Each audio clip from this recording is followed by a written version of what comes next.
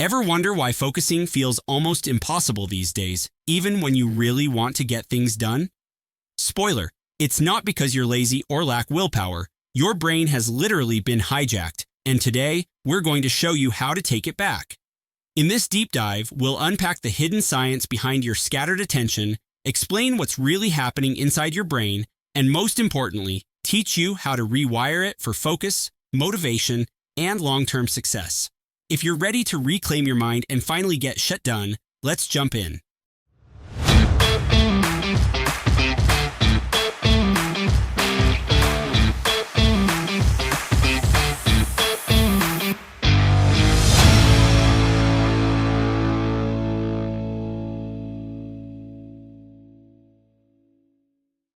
Have you ever sat down to really focus on something important, something you genuinely want to get done, but your brain just feels completely scattered, like it's being pulled in a million directions at once. Notifications are going off. There's that urge to check social media every 30 seconds, and then before you know it, hours have flown by, and you've made zero progress on that big goal you were so excited about. It's such a common experience for so many of us in today's world, right? It is. It's incredibly frustrating, and I'm sure a lot of our listeners can relate.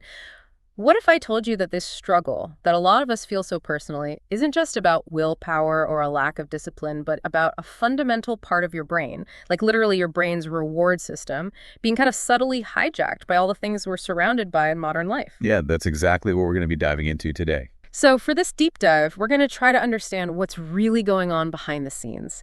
What's this powerful force that seems to have so much influence over our ability to focus, our motivation, even our overall sense of well-being? We're going to equip you with some crucial knowledge about this fascinating chemical messenger in your brain called dopamine.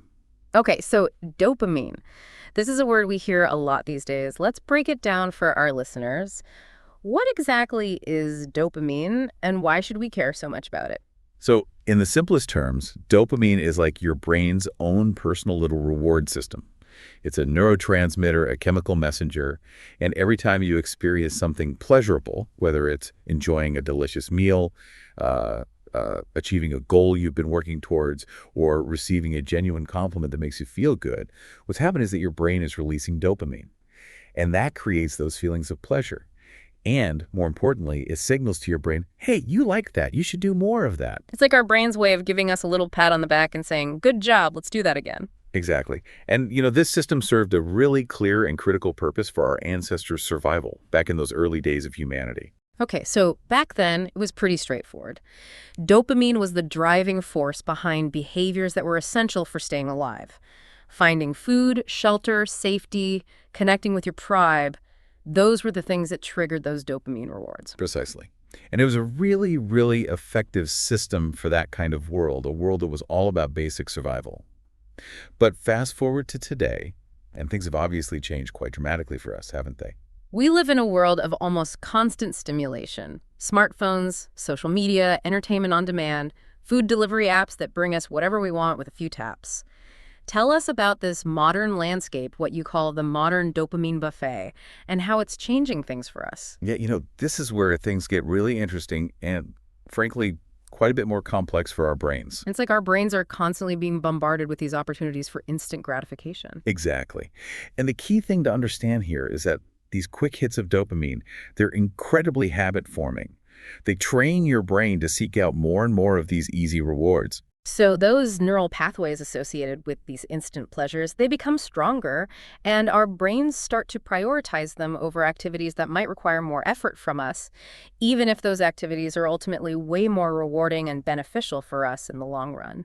Right. And that's precisely the challenge, isn't it? I mean, think about it. When your brain becomes so accustomed to those rapid-fire dopamine jolts from, let's say, endlessly scrolling through Instagram or TikTok, the idea of sitting down to really concentrate on a challenging work project or, studying for an exam that can suddenly feel incredibly unappealing. It's like our brains are saying, why bother with all that effort when I can get this quick hit of pleasure right here? Yeah, in a way. And, these important activities like working towards your goals, building meaningful relationships, learning new skills, They often involve delayed gratification, right? They require sustained effort over time, and that just doesn't trigger the same immediate intense dopamine release as, say, getting a notification on your phone or indulging in a sugary snack. So in comparison, those meaningful pursuits can feel, well, kind of slow, difficult, and in a way just less rewarding in that immediate sense. So it's like our brains start to gravitate towards the path of least resistance, those activities that give us that dopamine hit with the least amount of effort. Exactly. And this can really lead us into this cycle, this pattern, where it becomes increasingly difficult to focus on those long-term things that we know deep down are really important for us. Motivation starts to wane. Our attention span, it seems to shrink. We start procrastinating, right? We know we have important stuff to do. We might even genuinely want to do it, but there's this magnetic pull towards those easier, more immediate sources of dopamine, and it can feel almost impossible to resist. It really can. And I think it's so important to recognize that this isn't just a matter of lacking willpower or being lazy. While discipline certainly plays a role, there's a significant biological component at play here. Like literally, our brains are wired to seek out the easiest and fastest rewards. And modern life has just created this abundance of those things. It's almost like we're being biologically programmed for distraction and instant gratification in this environment. In a way, yeah. But the encouraging part is that once you understand these patterns, once you recognize how this modern environment is subtly shaping your brain's reward system, you can start to make more conscious choices, more deliberate choices. You can start to regain control and steer your brain back towards a healthier, more balanced state. So dopamine isn't just about that fleeting feeling of pleasure we get in the moment. It's really about action. It's the fuel that helps us get things done, turn those ideas and dreams into tangible results, right? That's a really good way to put it. Dopamine is the chemical of action. It's what propels you forward, what helps you bridge that gap between thinking about something and actually doing it. I think a lot of us have experienced this. We get really excited about a new project. Maybe it's starting a business, learning a new skill, writing a book, whatever it is. We feel that initial burst of motivation, and then it just kind of fizzled out. We crash. What's happening there in terms of our dopamine? That's a really common experience, and it often points to the dopamine system being a bit out of whack, out of balance. So when we get used to those constant, easy hits of dopamine from things like, social media or junk food, our brains kind of get a bit lazy, right? They start craving those quick hits and become less willing to put in the effort for those longer-term rewards. Precisely. And those harder tasks, those long-term projects that require sustained effort, building towards our future, they suddenly feel so much harder, so much more daunting than they actually are. It's like trying to push a boulder uphill when you're already exhausted. You used a great analogy earlier. It's like trying to run a marathon when all you've had is junk food and no sleep. Exactly.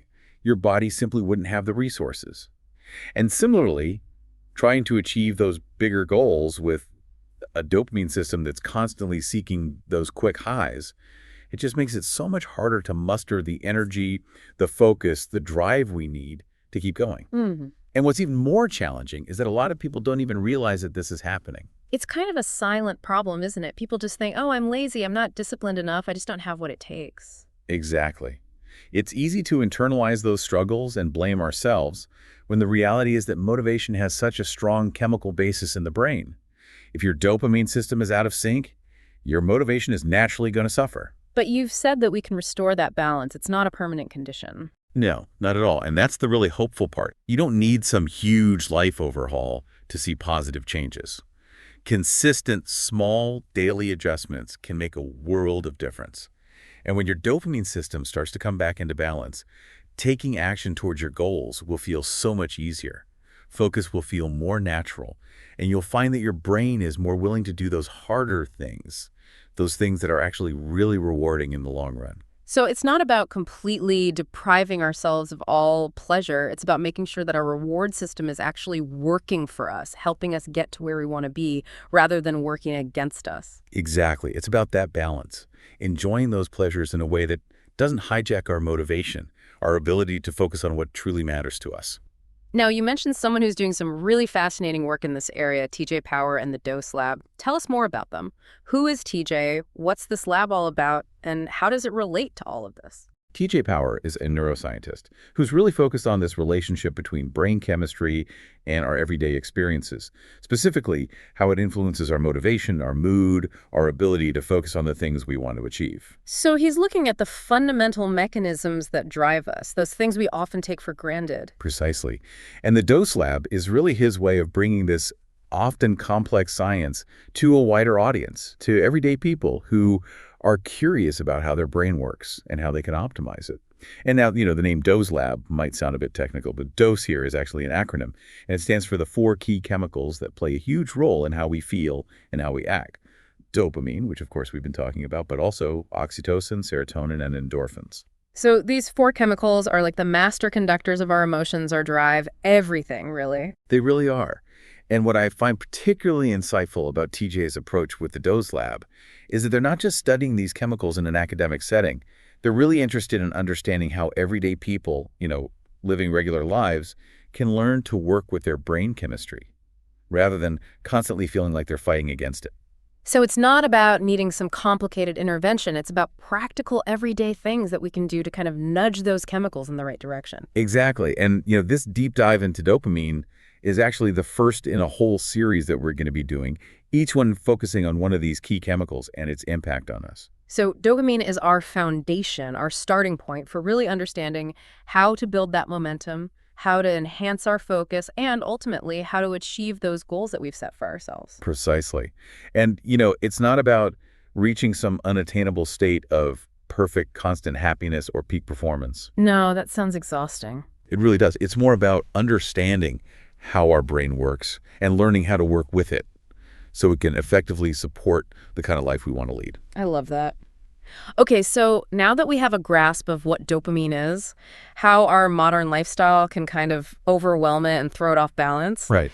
let's take a little trip back in time. Let's rewind and understand dopamine's original role in our ancestor survival and how that ancient wiring still affects us today. Yes, because to really appreciate why our dopamine system behaves the way it does today, we need to go back, way back to the very early days of humanity, right? Imagine a world without any of the modern conveniences that we completely take for granted. No smartphones constantly vying for our attention, no food delivery apps bringing instant gratification, no endless entertainment at our fingertips. It was a world where survival was the name of the game, 204/7. Absolutely. And in that environment, dopamine was the primary chemical motivating early humans to take action, to do the things they needed to do to survive. So finding food, building shelter, staying safe from predators, connecting with your tribe, all of these essential activities triggered those dopamine rewards. Precisely. And the harder the task, the more essential it was for survival, the bigger the dopamine reward. It was essentially nature's way of saying, hey, good job. You did something that increased your chances of survival. Do more of that, and you'll likely live to see another day. It was a very direct feedback loop for ensuring survival. Exactly. But here's where things get really interesting. While the world around us has changed drastically, the fundamental structure of the human brain, and particularly our dopamine system, hasn't really evolved that much. We're still, in many ways, wired for that challenging, survival-driven environment, even though we might be ordering takeout from our couch and scrolling through social media. So our ancient hardware is trying to run modern software. That's a great way to put it. And the problem is that this modern world, it's flooded with ways to trigger dopamine without requiring us to actually put in the same level of effort or face the same survival level stakes. We can get instant gratification from all directions. You mentioned the contrast of fast food versus hunting, endless scrolling on TikTok versus genuine tribal bonding, watching Netflix for hours versus having to build and maintain our own shelter. Exactly. And think about it from your brain's perspective. Instead of the effort and the risk of hunting for your food, you can order a pizza with a few taps on your phone. You get that dopamine hit from the taste, the satisfaction of hunger, but without the real effort and the sense of accomplishment that came with actually succeeding in that hunt. And instead of having to rely on your tribe for social connection and support, which would have been crucial for survival back then, we can get these little bursts of dopamine from likes and comments on social media.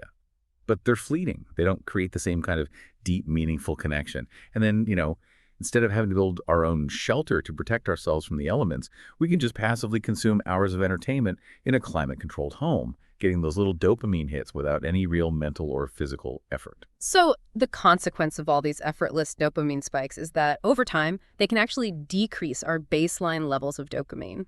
The dopamine that we need for motivation, for focus, for resilience in everyday life. That's right.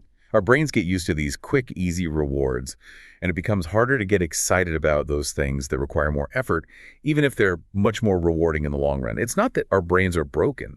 They're just responding to this very stimulating environment in the way they were designed to. They're just doing their job, but in a world that's drastically different from the one they were built for. Exactly. So perhaps some of our modern struggles with focus and motivation might require us to tap into some of those ancient solutions. Our brains still respond really well to effort, real-world challenges, genuinely earned rewards, even in this high-tech age. Okay, so our brains really appreciate and respond to earned dopamine, and that brings up a question. How exactly does the brain make this stuff? Can you walk us through the basic biochemical process of dopamine production? Absolutely. So it all starts with an amino acid called tyrosine. We get tyrosine from our diet. It's in foods like cheese, chicken, fish, almonds.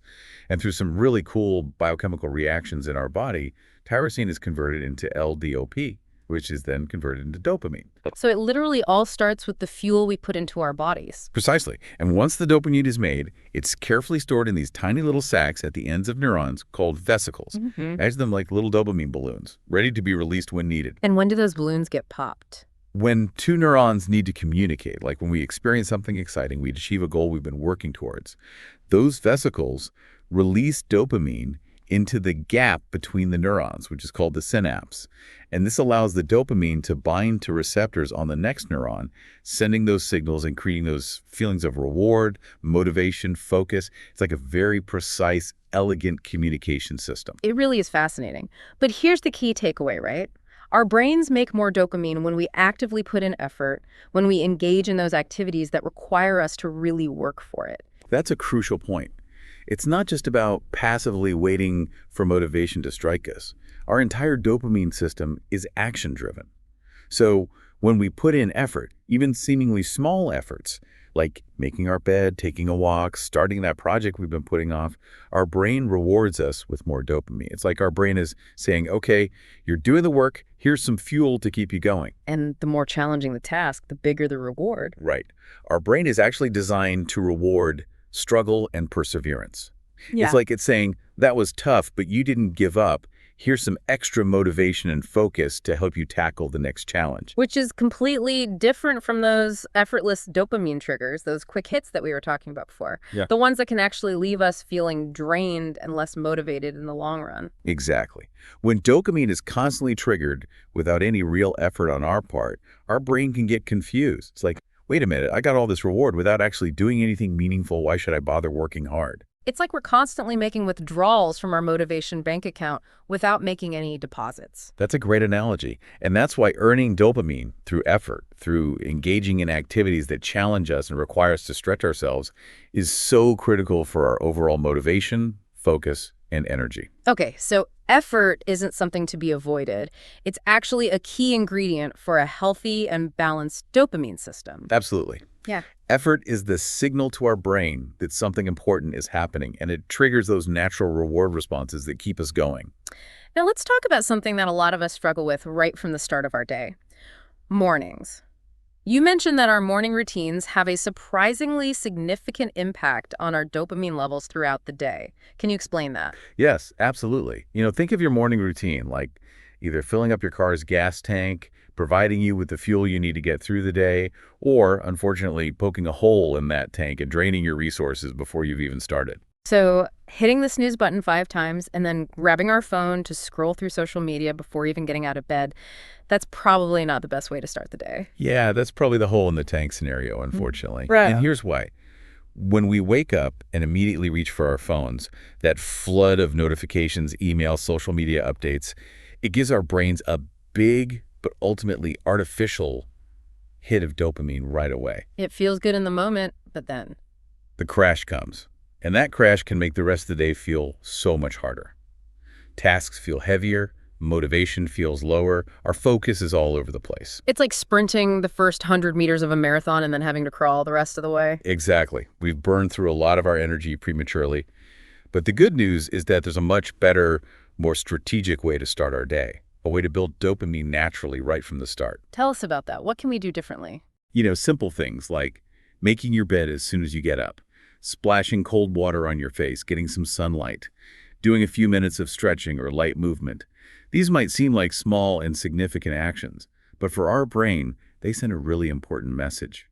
We're awake, we're moving our bodies, we're engaging with the world, we're earning our dopamine. So we're signaling to our brains that we're active participants in our lives, not just passive consumers of information on a screen. Precisely.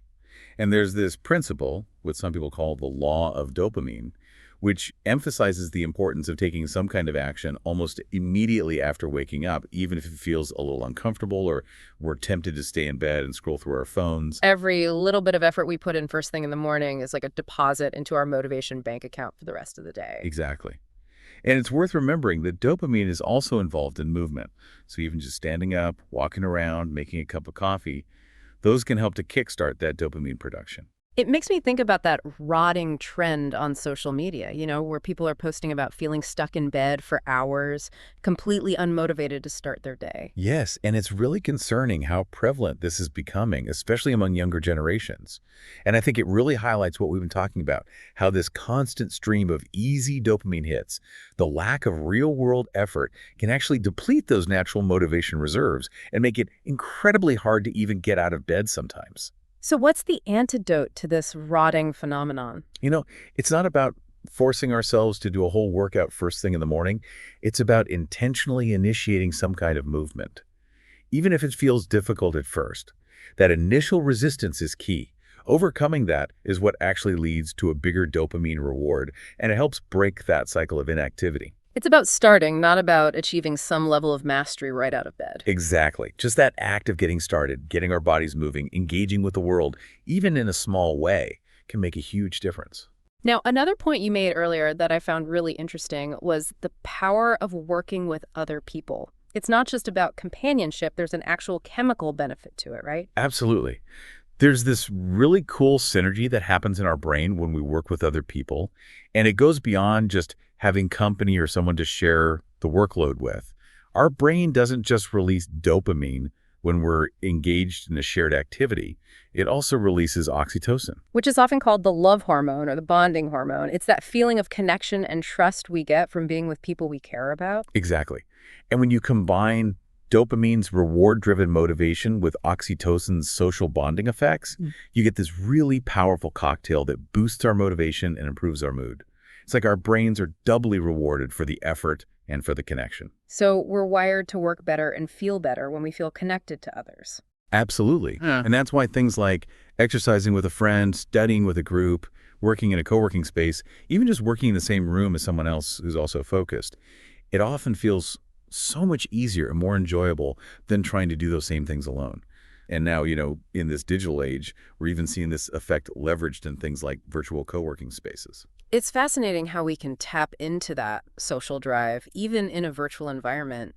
And you've seen evidence that this can actually be helpful for people. Yeah, I've heard some really encouraging stories. People who struggled with procrastination, with staying motivated when working alone, are finding that just being in these virtual co-working sessions, where everyone is working on their own thing, but together, really helps them stay focused and actually get work done. It's like our brains are sensing that shared purpose, that feeling of community, and it makes it easier to concentrate and get into that flow state. Exactly. It's not about external pressure.